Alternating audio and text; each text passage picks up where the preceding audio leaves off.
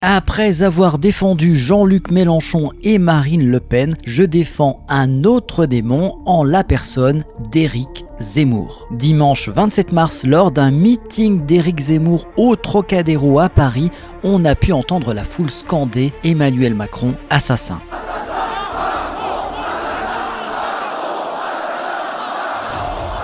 Ces propos tenus par une partie des militants d'Éric Zemmour ont provoqué un tollé dans l'ensemble de la classe politique. Une partie de la foule a commencé à crier « Macron assassin » lorsqu'Éric Zemmour a évoqué la résignation du gouvernement et la fatalité de l'exécutif face au terrorisme et à l'insécurité. Éric Zemmour a cité les meurtres de Sarah Halimi et de Mireille Knoll. La classe politique condamne ce slogan et l'attitude d'Éric Zemmour. Mais la liberté d'expression, voyons, on a eu les habituels toutous du pouvoir, Christophe Castaner, Valérie Pécresse, etc.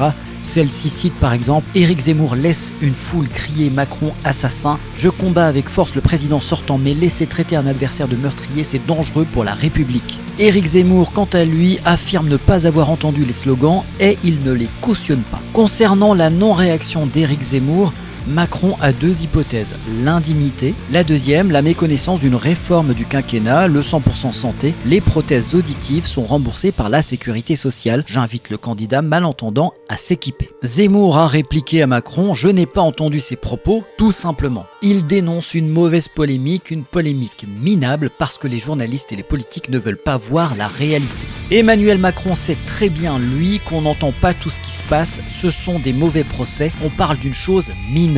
Qualifié de candidat malentendant, Éric Zemmour dénonce une plaisanterie de garçon de bain. Sur Twitter, Jean-Luc Mélenchon critique également le choix de cette expression par le président candidat. Décidément, pas un pour rattraper l'autre. Insulté à partir d'un handicap, on en est encore là en 2022. Et de la même façon, il n'a rien fait face à ce Macron assassin. Je vous le dis, jamais la droite républicaine ne ferait cela. Par contre, l'extrême droite, oui, depuis longtemps. De Dreyfus à Emmanuel Macron, on voit qu'ils ont toujours su désigner des boucs émissaires, des coupables et mener à la vindicte populaire. C'est irresponsable. Castaner, Christophe nous casse les nerfs. Ce bel hypocrite qui s'exprime a bien fait partie du gouvernement Macron à une place importante. Castaner a été ministre de l'Intérieur de octobre 2018 à juillet 2020. On lui doit un incroyable bilan, tout en responsabilité, concernant les violences policières lors des mouvements des Gilets jaunes. Pour rappel, la première manifestation des Gilets jaunes a eu lieu le 17 novembre 2018 avec plus de 287 000 personnes selon le ministre de l'Intérieur. Vous pouvez donc multiplier par 2 ou 10. Revenons au bilan incroyable de Christophe Castaner. 353 manifestants ont été blessés à la tête,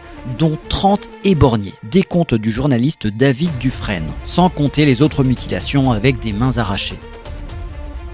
C'est à la même période que Zineb Redouane a été tué par une grenade tirée par la police lors d'une manifestation de Gilets jaunes. Donc oui, Christophe Castaner, tu es un assassin et par extension ton président également.